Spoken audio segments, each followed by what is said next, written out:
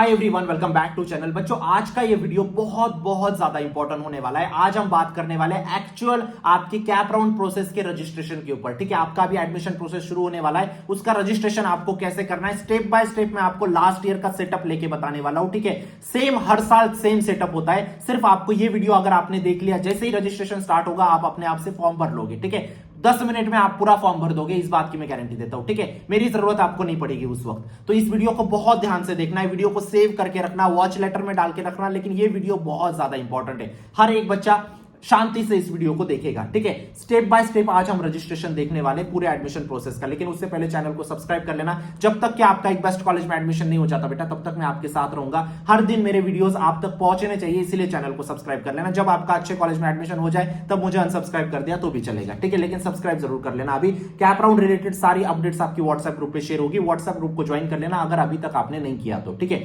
बात करते हैं एमएसटी सीईटी 2026 के step by step form filling के ऊपर। ठीक है, अभी आपका 2 दिन में जो फॉर्म भरने वाले हो आप, वो कैसे भरना है सब चीजें मैं आपको बताने वाला हूं। लेकिन एक इंपॉर्टेंट अपडेट, ठीक है, फॉर्म फिलिंग वगैरह तो होता रहेगा बच्चों, सबसे इंपॉर्टेंट चीज है ऑप्शन फॉर्म। ठीक है, ये ऑप्शन फॉर्म आपका क्या डिसाइड करने वाला है, कॉलेज।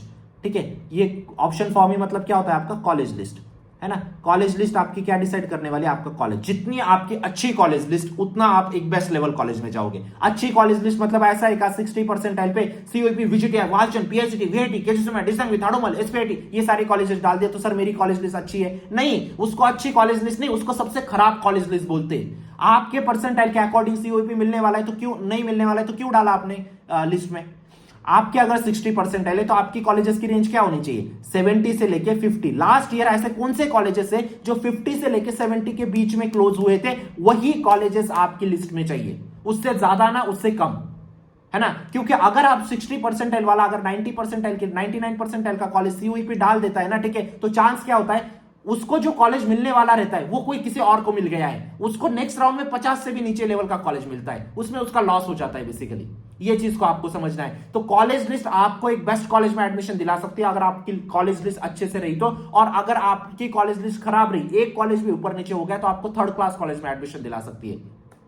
तो सबसे इंपॉर्टेंट स्टेप है। तो इसी स्टेप को आसान बनाने के लिए हमने महाराष्ट्र की नंबर 1 पर्सनल काउंसलिंग की बैच लॉन्च कर दी है बच्चों, लिंक डिस्क्रिप्शन बॉक्स में डाल दिए। अभी जल्द से जल्द ये बैच क्लोज होने वाली है। जो बच्चे इंटरेस्टेड होंगे, न्यूटर्न ऐप आपको डाउनलोड करना है, लिंक डिस्क्रिप्शन बॉक्स में डालिए और कमेंट सेक्शन में भी पिन कर दिए। लास्ट ईयर ऐसे बहुत सारे बच्चे थे जिनके बहुत कम परसेंटाइल थे, फिर भी आज वो महाराष्ट्र के बहुत अच्छे कॉलेजेस में पढ़ रहे, क्योंकि उन्होंने राइट काउंसलिंग की, राइट कॉलेज लिस्ट बनाई। हम उनके साथ cap round, spot round, ILS round, हर राउंड में उनके साथ थे। ठीक है, जब तक कि उनका अभी से लेके रिजल्ट से लेके जब तक कि उनका सितंबर एंडिंग नहीं हो गया था, पूरा डॉक्यूमेंट वगैरह सबमिट नहीं हो गया था कॉलेज में, पूरा उनका एडमिशन प्रोसेस एंड होने तक हम उनके साथ थे। इसीलिए कम परसेंटाइल पे भी उनको एक अच्छे कॉलेज में एडमिशन मिल गया, क्योंकि आपके सामने पूरा अंधेरा है, आपको कुछ नहीं पता है ना आगे क्या होने वाला है, और उस अंधेरे में आपका हाथ पकड़ के आपको एक अच्छे कॉलेज में पहुंचाना है बच्चों। और वही चीज हम करते हैं। डेफिनेटली आप एनरोल कर सकते हो पर्सनल काउंसलिंग में, लिंक डिस्क्रिप्शन बॉक्स में डाल दिए। महाराष्ट्र के अगर आपको 3.5 से कॉलेजेस का नॉलेज है ना, तो आप खुद कर लो। अगर आपको कैप राउंड, आईएलएस राउंड सब चीजें पता है तो खुद कर लो। अगर नहीं पता है तो काउंसलिंग में एनरोल करो। ठीक है, चाहे आपको कोई भी फेवरेट टीचर होगा उसकी कर लेना, लेकिन कर लेना यार, है ना।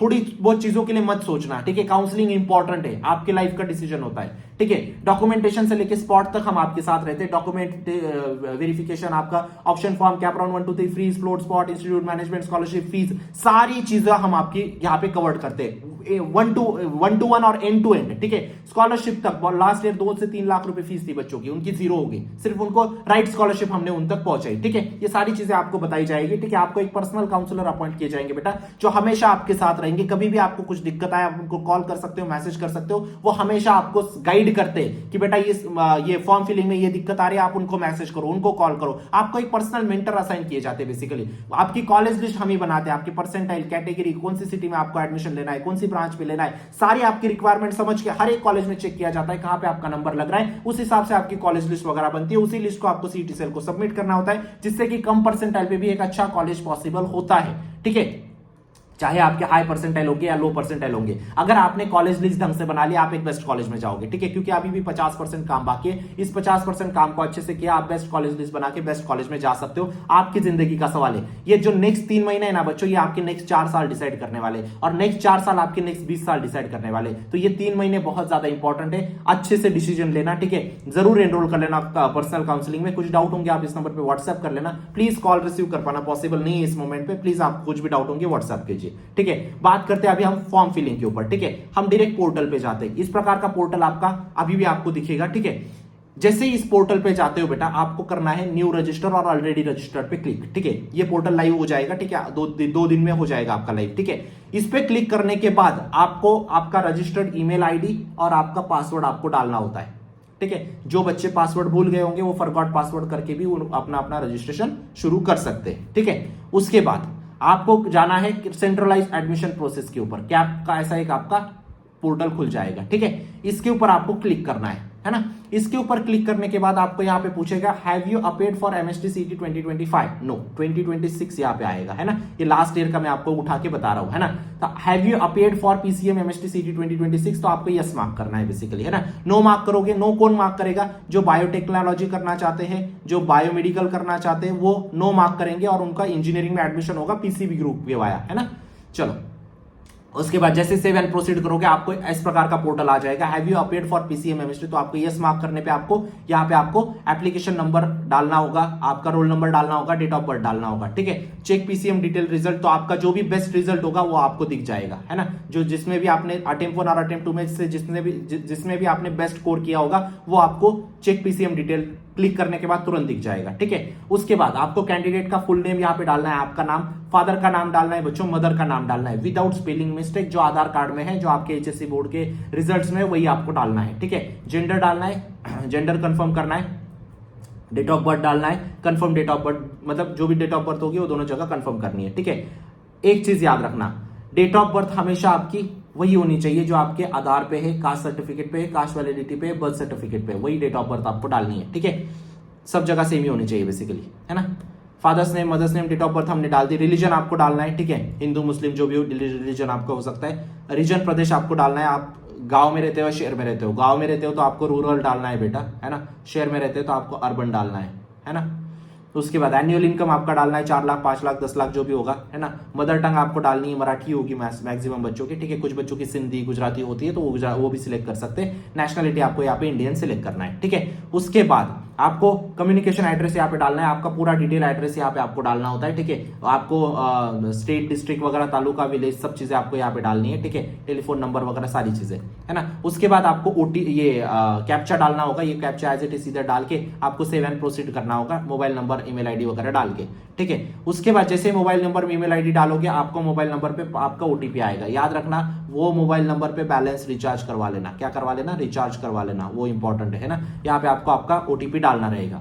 ओटीपी डालने के बाद आपको वेरीफाई ओटीपी करना है। उसके बाद आपको आपका एप्लीकेशन आईडी जनरेट हो जाएगा। अब यही एप्लीकेशन आईडी आपके नेक्स्ट 3 महीने के एडमिशन प्रोसेस के लिए काम आने वाला है। क्या आने वाला है? काम आने वाला है ना। उसके बाद ये सबसे इंपॉर्टेंट विंडो है। ठीक है, यहाँ पे आपको पूछा गया है कि आपको फिजिकल स्क्रूटिनी चाहिए कि ई स्क्रूटिनी चाहिए, तो आपको हमेशा सिलेक्ट करना है फिजिकल स्क्रूटिनी के ऊपर। किसके ऊपर? फिजिकल स्क्रूटिनी के ऊपर। क्योंकि अगर आप फिजिकली स्क्रूटिनी करते हो, डॉक्यूमेंट वेरीफाई करते हो, तो आपका एक दिन में सब चीजें खत्म हो जाती है बेटा। लेकिन अगर आप ऑनलाइन करते हो तो वहां पे थोड़े से दिक्कतें हो सकती। सीटी सेल के पास लिमिटेड टीम है, ऑनलाइन में बहुत ज्यादा क्वेरीज भी निकाल लेते हैं, बहुत ज्यादा परेशानी भी आपको होती है। ठीक है, क्योंकि एक एक दिन पास होता है, आपकी धक धक बढ़ने लग जाती है कि मेरा वेरीफाई होगा या नहीं होगा, मेरी डॉक्यूमेंट्स में कुछ गड़बड़ तो नहीं होगी।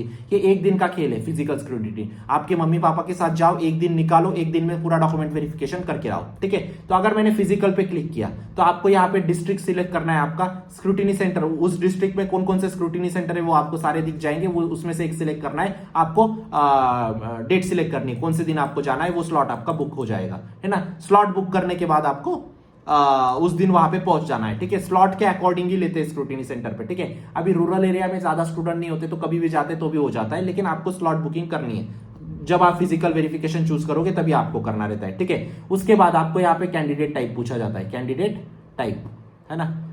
मैक्सिमम बच्चे टाइप ए में आते हैं अगर आपके पास डोमिसाइल है तो। अगर आपके पास डोमिसाइल नहीं है तो आप टाइप बी में आते हो, अगर आपके मम्मी पापा के पास डोमिसाइल है तो। ठीक है, जो बच्चे टाइप ए टाइप बी में नहीं आते, सेंट्रल गवर्नमेंट के एम्प्लॉइज होते हैं, वो आपके आते टाइप सी में। ठीक है, जो टाइप ए बी सी में नहीं आते, जो स्टेट गवर्नमेंट के एम्प्लॉइज होते हैं, वो आपके आते हैं टाइप डी में। ठीक है, और उसके बाद जो महाराष्ट्र कर्नाटका बॉर्डर पे होते हैं वो आते हैं टाइप ई में। ठीक है, उसके बाद आप जम्मू कश्मीर माइग्रेंट वगैरह ये सब चीजें देख सकते हो।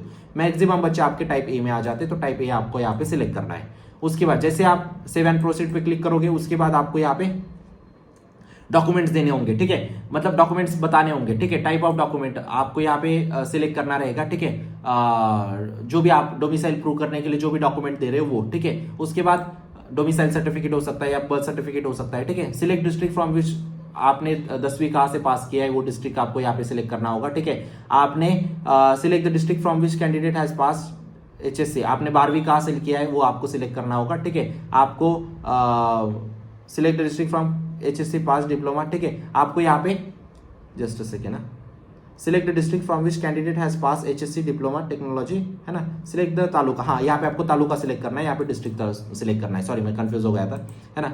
उसके बाद होम यूनिवर्सिटी यहाँ पे आपको सिलेक्ट करनी है, अपने आप आ जाएगा, टेंशन लेने की जरूरत नहीं, जैसे आप तालुका वगैरह डालोगे अपने आप होम यूनिवर्सिटी आ जाता है, ठीक है। उसके बाद देखो अभी तालुका सावंतवाड़ी डाला तो अपने आप उनका होम यूनिवर्सिटी मुंबई यूनिवर्सिटी आ गया। आपको यहाँ पे क्या कैटेगरी डिटेल्स में, अगर आप ओपन हो तो आपको कुछ भी नीचे की चीजें नहीं खुलेगी, अगर आप SC ST हो तो आपकी नीचे की SC ST OBC जो भी कैटेगरी है तो आपकी नीचे की चीजें खुल जाएगी। ओपन डाला तो आपको एनुअल इनकम वगैरह यहाँ पे डालना होगा, ठीक है। ओपन के लिए सिर्फ EWS का चीज खुलेगा, अगर आप मराठा डालोगे तो मराठा के लिए नहीं खुलता है, ठीक है। SC BC आपको डालना होगा।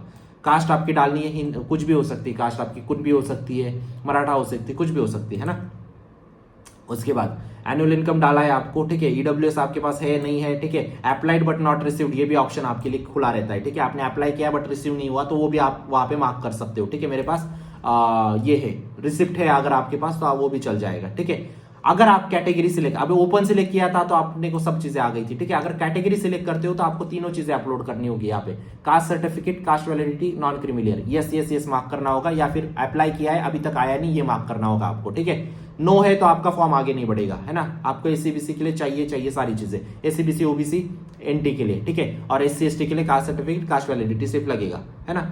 उसके बाद अगर आपने कास्ट ये डाला SC BC डाला, ठीक है, SC BC का फिर आपको नंबर डालना होगा, ठीक है। कास्ट सर्टिफिकेट पे जो नंबर डाल दिया होता है ना वो आपको नंबर डालना होता है, कास्ट वैलिडिटी का नंबर डालना होता है, ठीक है। नंबर दिखाऊंगा किस प्रकार से डालना होता है, ठीक है। चलो अभी हम आगे बढ़ते हैं, है ना। माइनॉरिटी वगैरह है तो माइनॉरिटी वगैरह भी सिलेक्ट कर सकते हो यहाँ पे। माइनॉरिटी सिलेक्ट करने के बाद आपको मदर टंग वगैरह सारी चीजें सिलेक्ट करनी होती है, ठीक है। ऑर्फन वगैरह आप हो तो आपको वो सिलेक्ट करना होता है, माइनॉरिटी है तो माइनॉरिटी सिलेक्ट करना होता है, सेव एंड प्रोसीड आपको करना है। उसके बाद कास्ट वैलिडिटी और कास्ट सर्टिफिकेट पे जो नंबर्स आपको डालने हैं ना वो मैं बता रहा हूँ, मुझे थोड़ा सा टाइम दो, मैं अभी आपको बाकी सब चीजें एक्सप्लेन कर रहा हूँ, ठीक है। SSC बोर्ड का आपको यहाँ पे बोर्ड सिलेक्ट करना है, जनरली महाराष्ट्र बोर्ड ही आपका होता है, ठीक है। पासिंग ईयर डालना है, सीट क्रमांक आपको सीट नंबर डालना है 10वीं का, है ना। उसके बाद यहाँ पे आपके मार्क्स डालने, मैथ साइंस इंग्लिश के, और टोटल आपको मार्क्स डालने, ठीक है। आउट ऑफ 100 ही होते हैं जनरली, ठीक है। जो बेस्ट ऑफ 5 वगैरह कुछ कंसिडर नहीं करना है, जो इस पे आपका है रिजल्ट पे जो मेंशन है वो उसी को आपको कंसिडर करना है, ठीक है। उसके बाद अगर आपने डिप्लोमा किया है, HSC किया है तो उसके हिसाब से आपको यहाँ पे सिलेक्ट करना होता है ना। उसके बाद क्या होगा आपका HSC का भी, आपने HSC की डिटेल डालनी है, HSC का पासिंग ईयर वगैरह वो सब चीजें। CBSE होगा तो CBSE सिलेक्ट करना है आपको, ठीक है।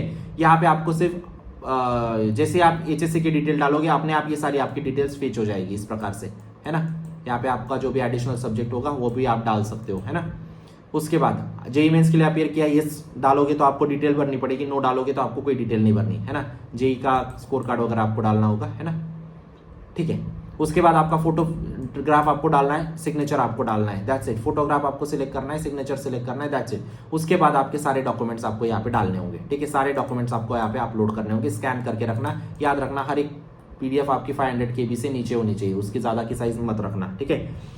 अभी यहाँ पे आपको नेशनलिटी डालना है, ठीक है। स्कूल लिविंग सर्टिफिकेट डालना है, ठीक है, या फिर प्लेस ऑफ बर्थ वगैरह मेंशन होना चाहिए उसके ऊपर। कास्ट हमने सिलेक्ट की तो caste certificate, cast validity, non creamy layer. अगर आप ओपन हो तो आपको ये तीनों चीजें नहीं आएगी, ठीक है, ये आपको अपलोड नहीं करना रहेगा। अगर आप इनकम सर्टिफिकेट आपका 8 लाख से कम है तो आपको इनकम सर्टिफिकेट डालना होगा, HSC का मार्कशीट, SSC का मार्कशीट डालना होगा, HSC का मार्कशीट डालना होगा, PCM का स्कोर कार्ड डालना होगा। ये सारे डॉक्यूमेंट्स आपको डालने होंगे। अगर आप माइनॉरिटी है, PWD है तो आपको उनके भी यहाँ पे डॉक्यूमेंट्स अपलोड करने होंगे, उस प्रकार से आपको डॉक्यूमेंट अपलोड का आ जाएगा। जैसे ही डॉक्यूमेंट अपलोड करोगे उसके बाद देखो, अभी अगर कास्ट वैलिडिटी आप अपलोड कर रहे हो तो आपको बारकोड का नंबर यहाँ पे डालना होता है, जैसे कि ये वाला नंबर कहाँ गया आपका, ये तो सिग्नेचर है ही है, ये वाला नंबर डालना होता है आपको बारकोड का।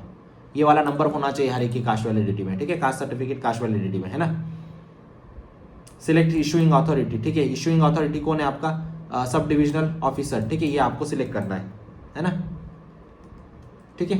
तो इस प्रकार से आपको बारकोड में से जो भी नंबर से, देखो अभी ये कास्ट वैलिडिटी के ऊपर ये जो नंबर है बारकोड का, ये आपको डालना है। देखो ED250 है ना, कहाँ गया है वो ED250, जस्ट अ सेकेंड, ये वाला नंबर आपको बारकोड का नंबर डालना होता है, ठीक है।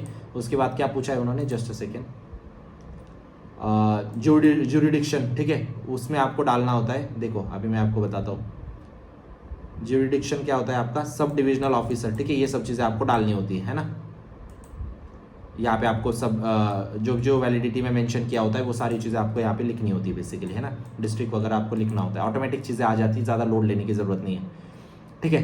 तो इस प्रकार से आपका पूरा रजिस्ट्रेशन होता है। आपको यहाँ पे फीस पे करनी होती है। अगर आपने, किनको फीस पे करनी है ध्यान रखो, अगर आपने पहले में ओपन सेलेक्ट किया था, ठीक है, ओपन की अलग फीस थी रजिस्ट्रेशन के टाइम पे, अब ओबीसी हो गया, ठीक है, तो आपकी फीस रिटर्न नहीं आएगी, 200 रुपये रिटर्न नहीं आएगी। लेकिन अगर आप ओबीसी थे और अभी ओपन हो गए तो आपको 200 रुपये एक्स्ट्रा भरने पड़ेंगे, ठीक है।